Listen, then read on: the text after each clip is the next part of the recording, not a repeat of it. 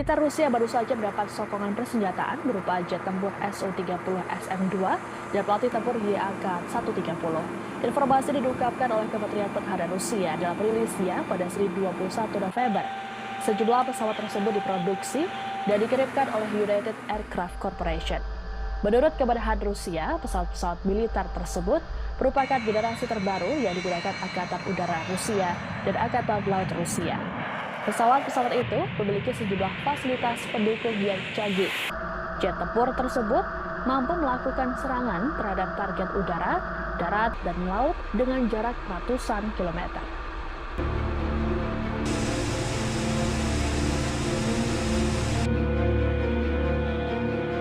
Itu cenderung